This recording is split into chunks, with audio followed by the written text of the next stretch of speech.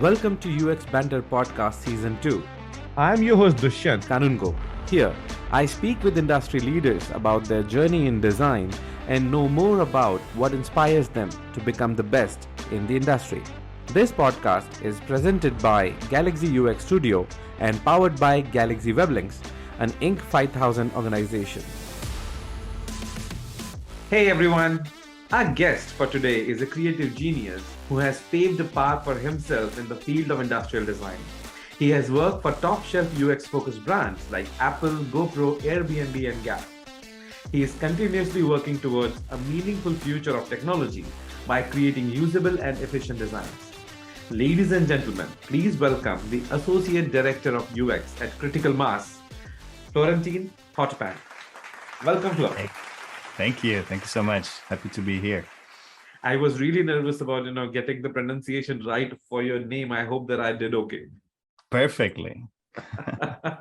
So from here, this point onwards, I'm just going to call you Flo because I think we had an agreement. So we did. Everybody calls me Flo, and I'm glad that it's a shortened name. Okay, so working at Critical Mass, this is one agency or a company for which we have been hearing a lot about. They have been setting the benchmarks all over the place, and now you are there and you work primarily for, say, Airbnb. So how the journey has been? I mean, getting from I think you're not from US directly. You actually started off in Italy, I believe. And how the journey has been? How you became the associate director. I mean, I'm not just saying that how did you get the job, but what the journey was, the path was becoming a designer and choosing the career. It was a bumpy road, but it was a great one. I moved from Italy after a few years in design in Italy and in Europe. I worked in many different settings around England and France, and I had collaborations before, but after 8-9 years in Italy, I started thinking maybe there is something more, and especially for digital practices, the web design and everything web and mobile. I was okay. Let's go and see what's behind that fence. So I started looking at opportunities, and I landed in the United States. San Francisco, obviously, is one of the biggest centers for creativity and digital design. So 2011 was kind of a turning point for me. And I started collaborating with a few little startups, like quite everybody here, right? Starting to consult and give my advice about different things, industrial design jobs and little digital work. And then because of the visa issues and other little things that happens throughout the way, obviously you go back to Italy and you think, right? You think totally about what would be next. And it's pretty hard, right? You start thinking, okay, this can be a long journey. They maybe not allow you in the country because the United States is obviously a complicated immigration system.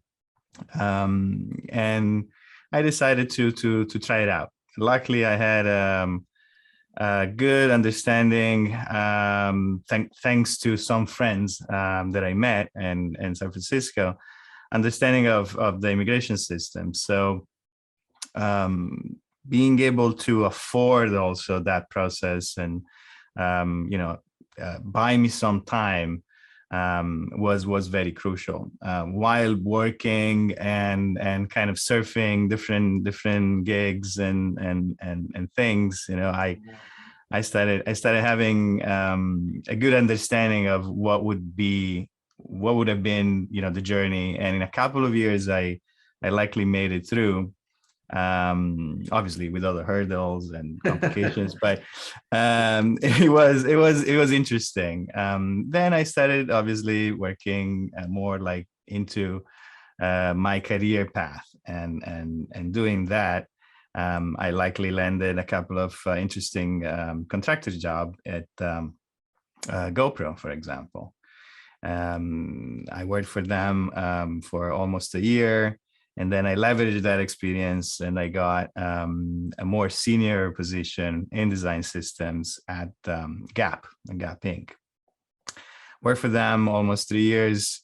Acquired a lot of experience in the field. Obviously, GoPro was a smaller company. Gap is a huge company. So also like the dimension of the team and the complexity of the work changed. And then I started thinking, okay, this is another crucial moment.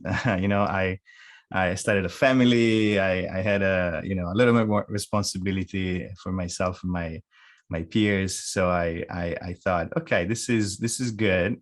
Let's keep going. And I definitely looked into agency work. I knew that most of the big companies like Airbnb, Apple, and others were looking into outsourcing some specific design tasks. And not like before, they were hiring for very senior positions and director positions as well. So I kind of accepted this challenge. It's a new thing. Not a lot of designers also know about this. But in specific context, in specific companies and design studios around Silicon Valley, actually, you find agency folks being really embedded into high-level processes and design tasks. This path that you just explained, I mean, this is not just about the creative journey, but a journey of a professional who actually took a way long, the route to actually get there. Those struggles, they do hold a meaning for everybody who is in the industry, because sometimes a lot of designers would feel like that if you are not in Silicon Valley, it is really hard to crack to get there. And you were not just doing the creative part of things of the industry, but at the same time, you're also struggling with ensuring that the employment is where it is supposed to be. How difficult was it to maintain the inspiration during all that? How your creative juices were supported while you were going through the hoops and loops of the bureaucracy, if I have to call it that? Yeah, very good question. I think the main motivation for me came from the fact that this place is an amazing place. You have so many people working on innovative ideas, and that this can be one of those places that you don't find everywhere. So once you also get involved and you see what's going on, you get the sense and you can understand where you can stand. If you have a little bit of understanding of the system, then you can evaluate how much of your personality, how much of your experience can fit in that world. This is the first thing.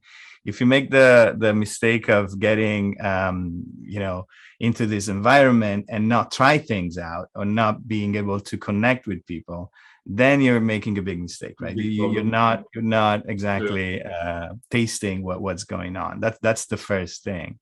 People The other don't one, talk about this much, but then working in, say, India or Italy or UK is vastly different from working in the Silicon Valley, particularly because you meet such an array of characters. They have this different outlook at life, the way they actually look at things, and then they are embedded into the core of these big IT companies.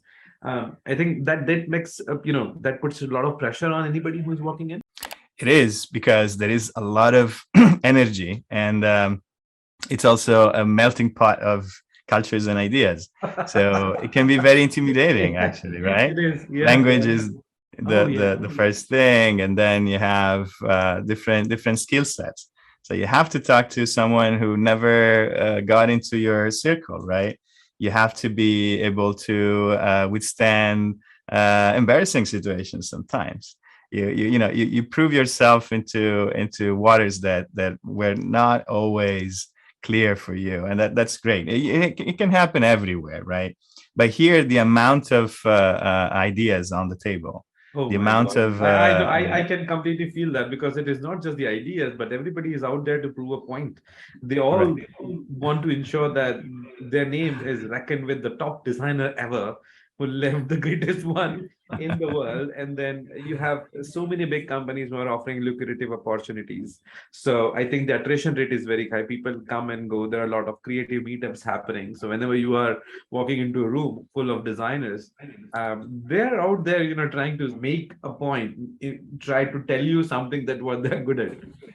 Yeah. Also, you come here, and you need to be able to apply your your skill sets and your everything that you know essentially to a world where everybody is a little entrepreneur, right? It's not about being hired necessarily by a company. Is how much value you can give to the work that you're doing, to the companies, to the people. It's kind of a different take on your personal individual contribution to society at large. It's not just me getting a job and getting a career, which is true. Obviously, you can get a job and do whatever you want, but definitely the value that you bring is a value of your ideas and your ability to perform at that level of complexity.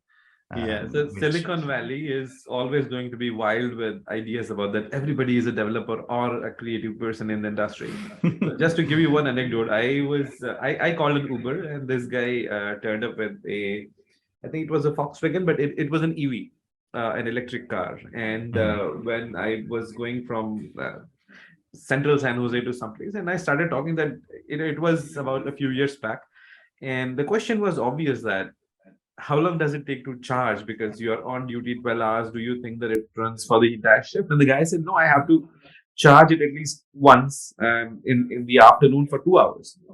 And I'm like, 2 hours is a long time, what do you do about it? And he was like, um oh, I just study Python because I'm just coding another, my startup is on it. yes, This guy was actually obviously. studying and coding Python during his EV was getting charged in the middle of the shift that he was running in on Uber. So that is Silicon Valley for you.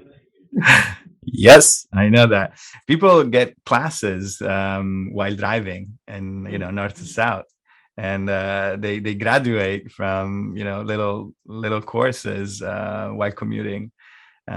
This may sound normal maybe today to some of the young folks, but when I started design, definitely I didn't think that that could be a product, right, Anything or a is possible. service. The world has changed. So, there are a lot of things which were not common. I mean, this afternoon only, me and my colleague, we were just talking that sitting in our bedrooms in our PJs with a laptop open and we are working seriously. So this another colleague of mine who was in the house, and his grandmother-in-law actually called him and said, "Do you do any work, or do you have a job?" Yeah, it's testing PJs. No, it's definitely interesting. That's the big change also from Europe, right? I started getting coffees downstairs, in my flip flops and PJs too, and now we work from a setting at home that is completely domestic. So you get all the things. I don't know if that's the way we're gonna go, but definitely Silicon Valley was and it is very open to any lifestyle. So that's great. All right. With that, I'm going to bring out my cards, the UX Banter Rapid Fire Round, All which right. we have updated from last season. And there are brand new questions. So even if you have seen the episodes from season one, they're not going to help you. Oh, no. So I'm going to shuffle the deck. So I don't know in which order these questions are going to be. Ooh, Okay. Ready? ready. First question: fast food or fine dining? Fine dining. And what would you like to eat? Carbs. But carbs are almost associated with fast food, aren't they? Sure, but I don't understand fast food. So for me, good carbs are very slow carbs. Okay. But being an Italian, I can, imagine the finer palate that you might possess than rest of the world, because I can eat anything which comes out of with the label that this is Italian food. I think serve it to me. I'm going to. I'm like you, actually. When I visited Italy, the first thing that on my platter was that I had a menu that these are the things that I wanted to eat. And over the course of the 5 days I was there, I would just, sneak out of, any opportunity that I would get. I would just go and grab a bite. So right from carbonara to anything that was, available on the street, I was just munching and just gobbling everything up. Yeah, it's a curse also, because then you start cooking, and when you start cooking, you don't stop eating, and when you don't stop eating, you kind of gain weight and so on. So yeah, I understand that, but yeah, that's Never the trust a best skinny chef. thing. True. What was your last Google search? Ooh, design and AI. Oh, interesting. If you can move anywhere on Earth, where would you go? Well, you've already moved. On Earth, I would go to a slightly warmer place, but just because I think I like to be in a t-shirt at night, and that I miss from Italian evenings and nights. Slightly warmer. I think San Francisco to San Jose is a bit warmer if you want to count that way. Not enough, still not enough. But yes, you're right. Maybe if I move to another neighborhood, also would be better. LA, Austin, Vegas, multiple options. Your guilty pleasure. Motorbiking. Ah, nice. I think that's something that comes to my mind very often. I Do like you to have a ride. motorbike? I don't currently, and that's the reason why I think is a guilty pleasure, because it's still in my mind. I don't do it. I think you should grab one and go to Yosemite for mountain riding, and that way it would be the way to. I know. I know. It's one of those pleasures that it's a pleasure also because it's kind of dangerous, right? It's something that you do You because don't have to grab a very powerful bike. I think if you grab a low range one, as in 200cc, should be sufficient.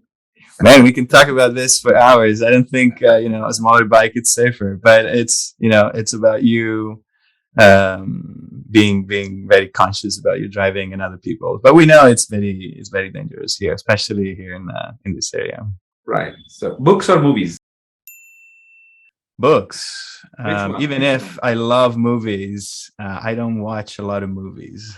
Which is your favorite book? It's called Design for the Real World from Victor Papanek. It's kind of a nice. I mean, it's an old book. It's from the 60s.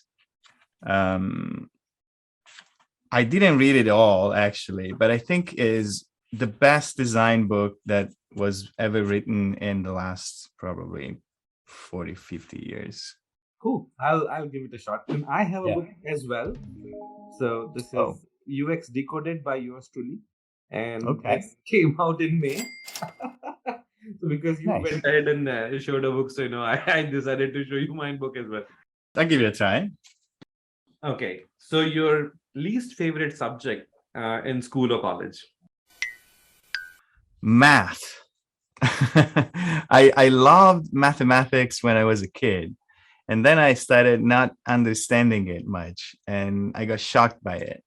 So I still think technology can be very interesting, but at a certain level, if we talk about like super complicated mathematics, I don't get it. And it scares me a lot. So still today, I guess I became a designer also because of that. I really wanted to be closer to humans and not numbers, but that's a different topic, maybe. So are you a going out person or staying in person? Going out person. I wish I can do that more. But don't we all? I mean, in general. Okay, and the last question. What is the first thing that you do when you wake up? I check on my son, and then I get a cup of coffee. That's the first thing. Oh, I'm so boring. Everyone No, does that, right? everybody. I mean, you are a regular family man. I mean, those are the things that everybody does. And when I wake up, the first thing comes to my mind is, where is my cup of tea? And without it, then nothing is going to happen. All right. So with that, we come close to our section of rapid fire questions. And this is where I would, go back and ask you something serious on the Mhm, lines of the things that you did. So recently I was stalking you or reading more about you on your blog, uh, mhm. which you posted on Medium. So there's something that was written there. So, and I quote, conforming to rules and being polite is a bad idea for a designer. You need to be wrong and weird. Can you please explain, please elaborate on, because I think it's a wonderful thing. I mean, I can understand for a bit, but then I think it's something that we should ponder upon, and I would like to hear more on that line from you. Yeah. First of all, I think this was a kind of a normal thing to say and think and behave, live, in a former design generation. I'm not a young designer anymore. I can probably say that. The main value that design can give to any product and any community, any society, is when it changes your perspective on things, right? It gives you a different perception of reality. It improves your life somehow. And to do that, you have to explore, right? You have to be free from this fear of failure, or personal judgment from other people, from both your colleagues or your family, whatever. It's kind of a role that any designer should take at first to be able to be creative. This forgiveness is forgotten somehow. Most of the times you find these days designers that become designers based upon their very hard skills, right? Oh, Photoshop or whatever tool they use, or the experience with a specific kind of team or engineering. These are all good things. These are very good things. I'm not saying it's wrong, absolutely, but the value that you give when you're free from those constraints, and you kind of explore your brain first, and then you kind of share this with the bigger group of weirdos. I call them designers or creative engineers. These are the moments you create something new, and there is no innovation without this dream. And even in the definition of at least the old definition of design, there is this idea that you project things, right? You do something that is in True, the true. future. You essentially tell the story of the future. How can you do that if you're not free to roam around different ideas, different worlds, different um, parallel? Challenging the requirement, challenging the engineering idea by just asking questions until the person next to you would break down and tell you something that nobody knows, which was basically at the very bottom layer of their head. They thought that everybody understands that concept, Yep. but it is not true. So getting that out is only possible if you are the most irritating person in the room, when you are actually digging the requirement completely. You're asking, keep going at it, keep going at it, asking the seven questions, seven times why, that why, and then you'll get to the end of it. But Why yes, is very important. Yes, you're right. and that is why you get branded as a weird person. So it may be because that is the only way to success, because you are actually digging for solution for your end users, and in the room, that is what you're advocating about. If you're not advocating for your users, then who is going to be doing that? And that is the core of any product that goes to success. I Correct. mean, for example, now Airbnb has been a benchmark. I mean, in India, in UK, I went to the university, and even then we were talking about the Airbnb's UX many years ago. Mhm. And over the years, it has evolved, and a lot of other companies have started following the innovations which were done. So, what are the challenges that you feel in the creative energies that keep pushing for a brand like Airbnb, or somebody as you said, that you are not a junior designer anymore, you are a very senior professional, and now you're looking at the same thing with a different specs. So, how difficult is it to making sure that the innovation keep happening without alienating the existing brand of users that you possess? That's a big question. I think the main strategy here is to provide solutions that are really relevant to the user. Relevancy is very strictly related to innovation. You can be very innovative, but if it doesn't relate to any user in particular, or your pool of users, and again, in the case of Airbnb, if we want to talk about the brand and the UX of it, it's global, so everyone is your user. That also differentiates Airbnb from other companies that find their niche, or they have a smaller group of users, or consumers. Let's say Airbnb is a global brand, so you have everyone that can use the interface, different platforms, different services. Plus that interconnects with the system at large, governments, laws, whatever local rules and habits. In terms of UX, you obviously try to be systemic. You try to be strategic. So UX and design needs to evolve into strategy and more like a kind of a global service design practice. So everything needs to be brought back to the idea that once you simplify, this is kind of the mantra these days, that solution is not only feasible, but it's very effective. And that creates the drive to keep innovating. It's not easy because even in Airbnb, I can tell you, you can find this information everywhere. There is a big change in terms of work structure. Right now, everybody can work from everywhere. The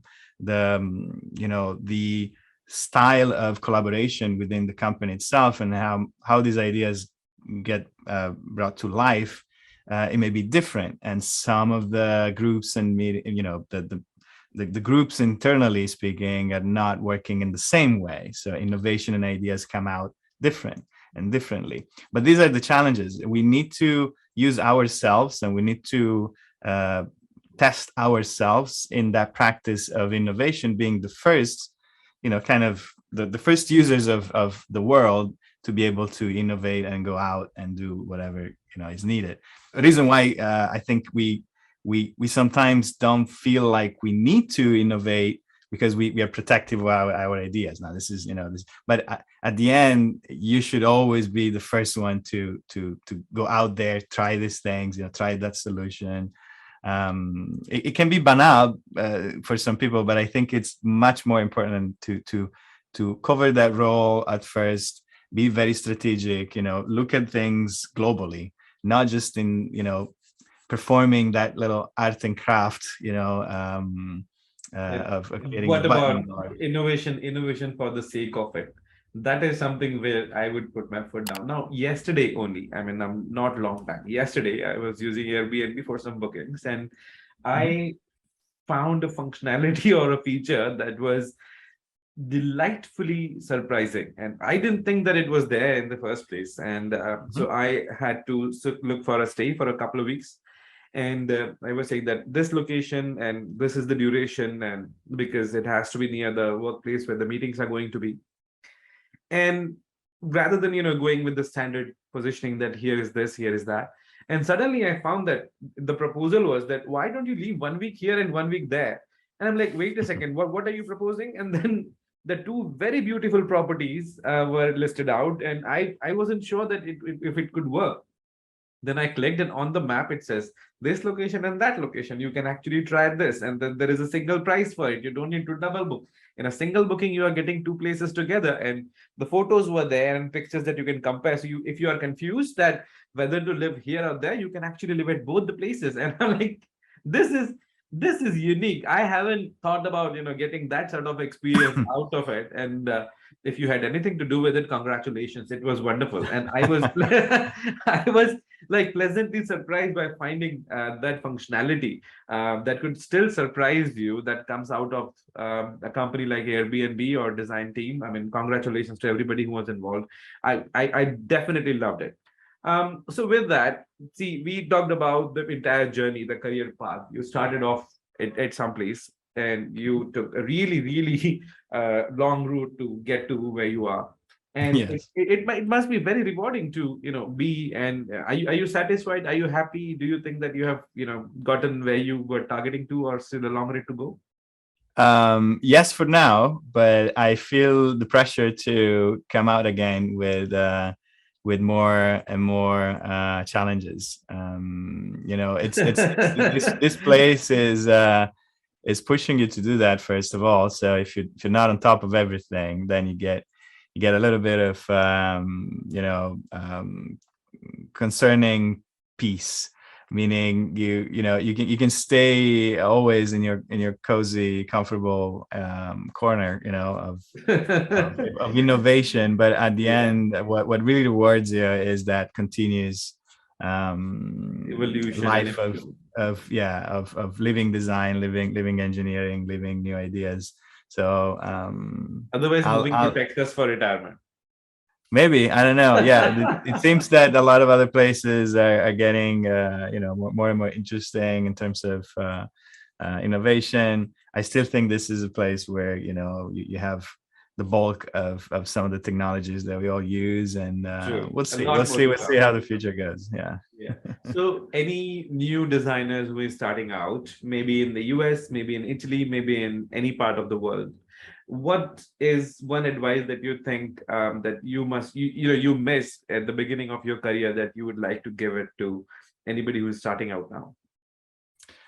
First of all, yes, travel more, experience different kinds of designs, experience whatever it means to be embedded in different situations. I hold it on that idea for very long. When I started my career in Italy, I got very stubborn in my little world. When I started, for 8 years, I tried and tried and tried, and then I realized this is not the way. So if I have a regret in my career, is to not start before. If I didn't start enough before, that exploration of different worlds, different design practices.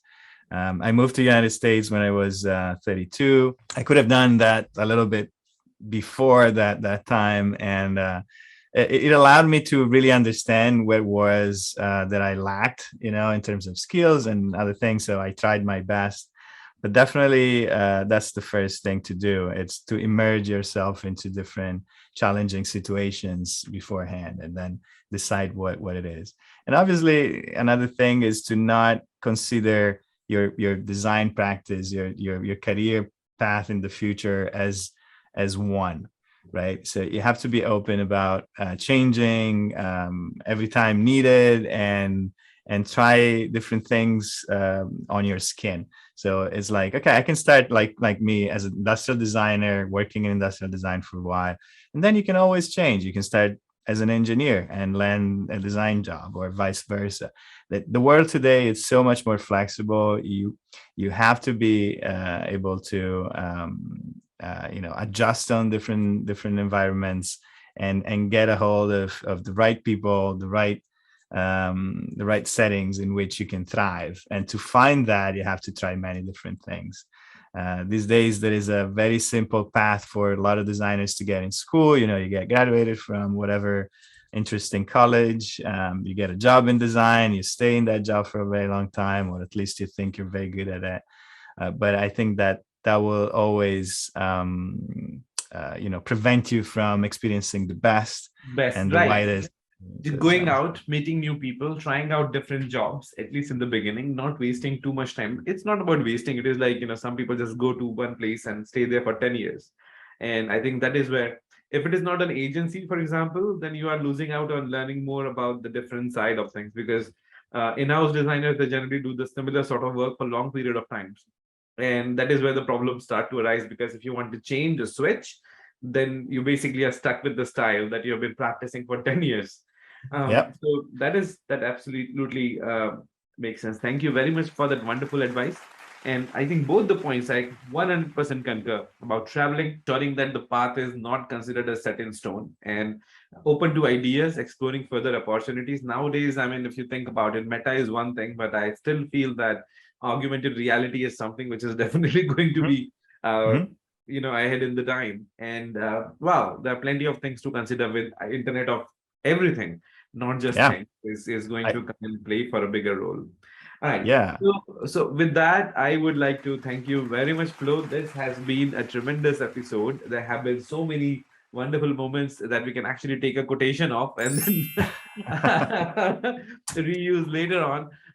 But I think it has been an enlightening, and very heartening to actually hear the journey that you were on, because sometimes for some people it is, career A to B is very straightforward, that, you go to a design school and now you are here.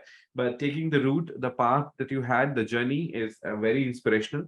And I believe the way that, the advice that, we sought from you and the way you explain the reasons behind it, that makes perfect sense.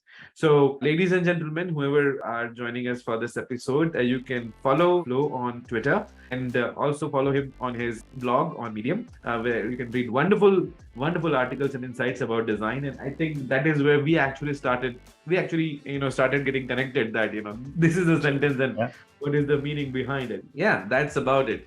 So thank you very much, everybody. Thank you, Flo. And we will be back next week with another guest, and hope that they are as interesting and as wonderful to talk to as we had a chat with Flo. All right. Have a Thank you so wonderful day much. ahead. Thank you, Flo, Thank and you. have a wonderful day ahead. Bye.